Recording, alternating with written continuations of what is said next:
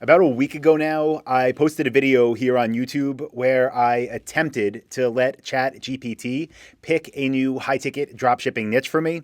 And the way that video concluded was we had an idea, we had one piece of somewhat validation through the AI, but we in no way had enough confidence to proceed with that niche.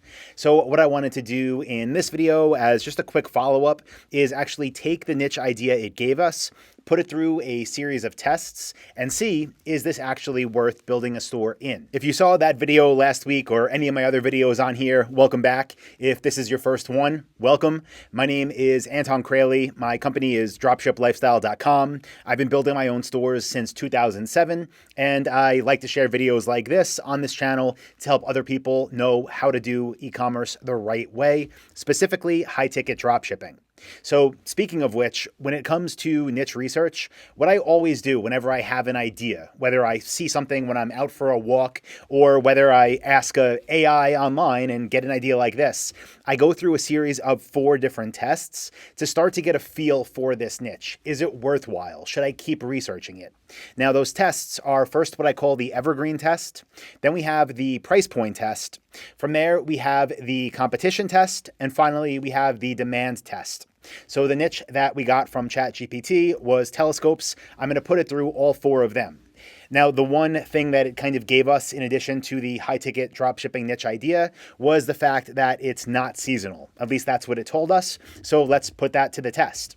Now, the way that I like to validate that information is by going to Google Trends. And to get there, you can just go to trends.google.com. And what I'm going to do here is actually search for celestial telescopes. And the reason I'm doing this instead of the general telescope keyword that ChatGPT gave us last week is because I did start to do some research on just general telescopes.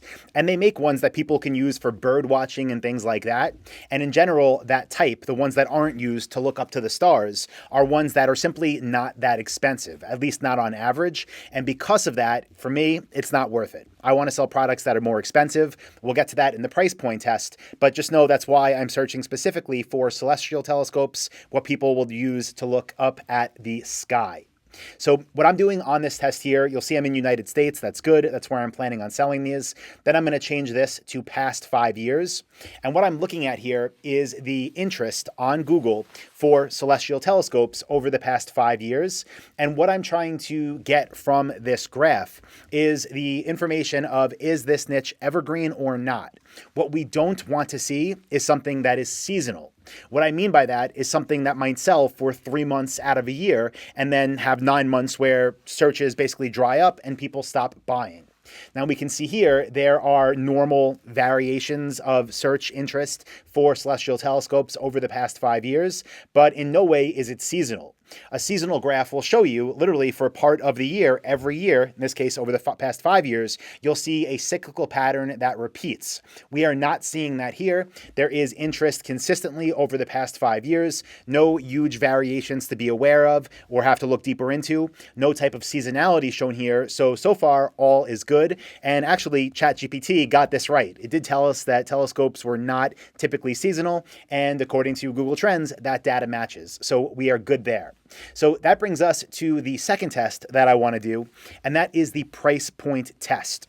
So to do this test, all I'm going to do is go to google.com, and I'm going to search for celestial telescope. So if you're following along at home, do this with whatever niche you want to research. Now, the second thing I'm going to do here is click where it says shopping. You'll see it up top, the second tab over. And what I'm looking at here, again, this is our price point test, is coming down here. You know what? Let me start at the top so this can make more sense to you. When you come up to the top, you'll see there's a carousel of products that I can scroll through.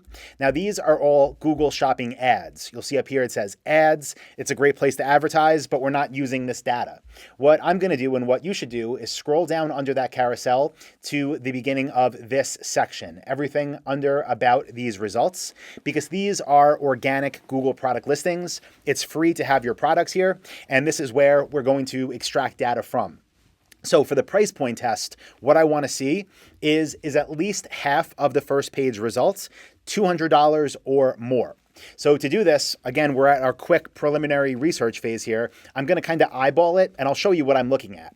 So this first one, you'll see it says $1,600, $230, $1,100, $100. Okay, so out of the first 4 results, we're at 75% above $200. Let's keep going and see if that maintains, gets better, gets worse. Let's just get some preliminary data so we can get a feel for this niche. So here we have $230, $1,300, $58, $580. Okay, let's keep going.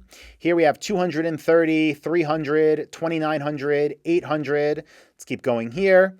We have $165, $1,600, $82, $1,100, $165, $600, $130, $130, $70, $350, $500, $630, $132, $82, $80, $220. So there's definitely, the prices move around a lot here. There's not like of course there is an average that we could calculate, but it's not like they're mostly in one range. There definitely is a big variance. My guess is that's because there are more professional ones that people that actually want to look up and see the moon and see stars clearly would purchase. And there's others that you might get your kid for Christmas, right?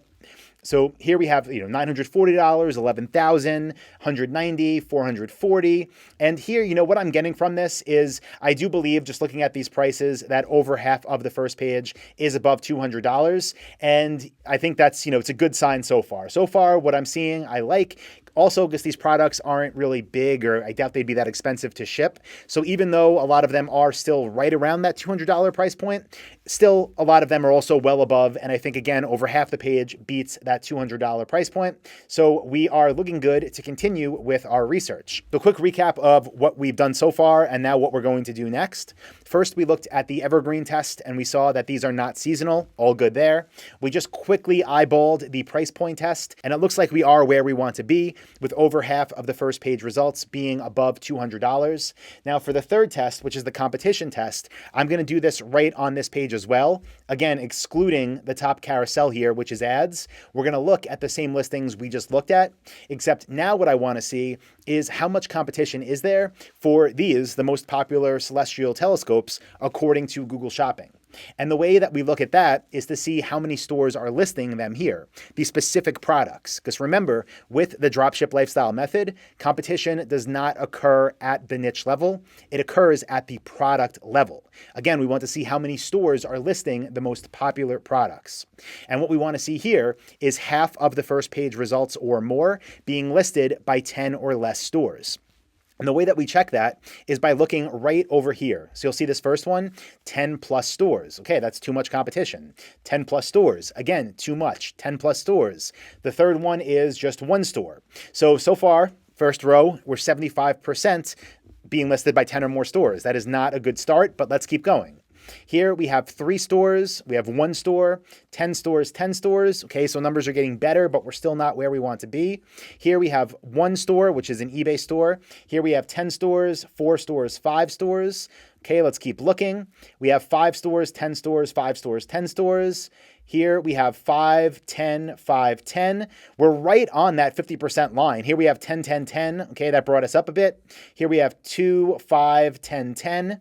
Here we have 10, 4. We have 10 stores, 1 store. Here we have 10 stores, 1 store, 1 store, 10 stores, 1, 1, 1, 3. We have 10, 1, 5, 5. We have 1, 10, 1, 10. 1, 2, 5, 1. So again, for the purpose of this video, to speed things up, what I've seen so far as we quickly, again, this is just the initial impressions. Is this niche worth diving deeper into? I think we're just above where we want to be with the competition test, meaning that this niche would be worth diving deeper into. Again, I'm not saying just with this quick data, I'm going to go build a store right now and expect it to make me $1 million this year. But so far, I do think this is passing the criteria that we want for our preliminary research. Okay. So the last test that I want to show you now is extremely important. And honestly, this is the one where I'm not sure if this niche will pass or not. This is the demand test. And to do this, I'm actually going to switch screens. But what we're looking at here is there enough demand for this niche? And specifically, what we want to see is, are there at least 10,000 people every month searching for our niche keyword? Okay. Doesn't mean we're going to get those 10,000 people a month to find us. Doesn't even mean we're going to target that keyword, but we want to make sure there is enough interest in our country where we plan to do business, where at least 10,000 people every month are searching for our niche keyword. So I'm going to switch screens now and show you how I do this. What I'm going to do is use the Dropship Lifestyle keyword tool, and I'm going to come here and I'm going to put in our keyword, and then from worldwide, I'm going to change this to United States, and I'll click search in just a minute, but I want you to know the reason I'm using this tool is because I want this accurate data. I want to see very closely what the average monthly searches are. Now, this data that I'm about to show you can also be obtained through Google Keyword Planner, which you can get access to inside of Google Ads. The thing is, with Google Ads, in order to get accurate data from the Google Keyword Planner, you need to have an active account that you spend a lot of money with in order for them to unlock these really tight numbers that I'm about to show you. If you don't, they might give you a range and say something like between 1,000 and 20,000 people a month search for this thing. That's not helpful, right? We want something more precise. So again, if you use Google Ads and you already spend a lot of money with them, you can get this data from Google Keyword Planner. If you don't, you can get this data at research.dropshiplifestyle.com if you're a member of Dropship Lifestyle. And if you're not a member of Dropship Lifestyle, you can enroll, become a member, and be able to use this tool as well. Okay, this is kind of what I was afraid of. So here, I'm going to zoom in a bit so you can see this better. And what it's showing me is in the United States for Celestial Telescope, the average monthly search volume is only 320. That is very problematic. Remember, we want 10,000 minimum, and here it's giving us 320 average monthly searches. Now, if I change this, right, and I just want something more broad like telescope, that number I'm assuming is going to be much higher. Yeah, 201,000. But I don't want to, again, go after the keyword just telescope, because when I looked into that previously, there were too many different types of telescopes that people could be looking for, many of them that don't meet the same price point. So let's see if we could find some other keywords maybe that will give us something closer to celestial telescopes. So let's try this. I'm going to go to a new tab and I'm going to search on Google for celestial telescopes.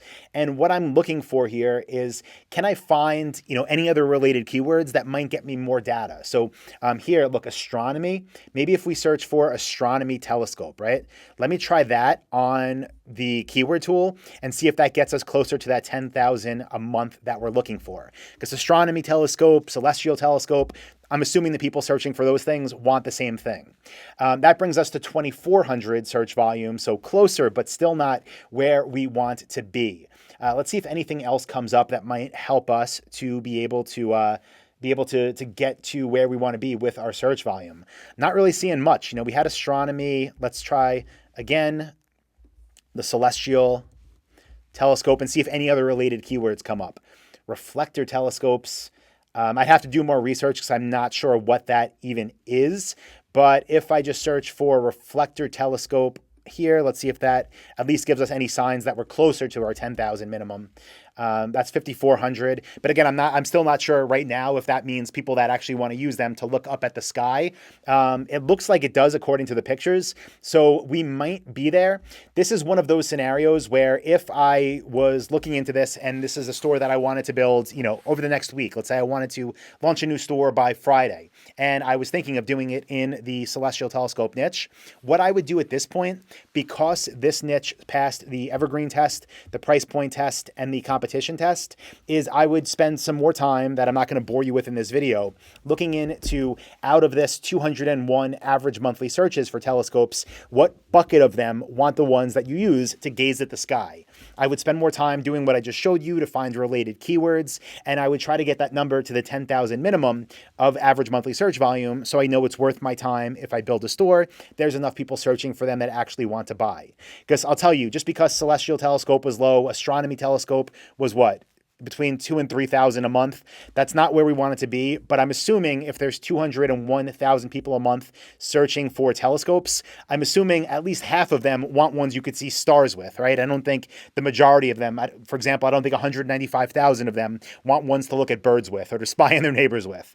So I would do some more research here to lock those numbers in, but this is kind of, what I do when I have a niche idea. Again, I try to get at least that instant feedback, spend 5 minutes like this, and if I like what I'm seeing, if it passes these early tests, then we can continue with the research and actually really start to look to see, do I want to build a store or not? Is it worth the time? Are there enough suppliers out there?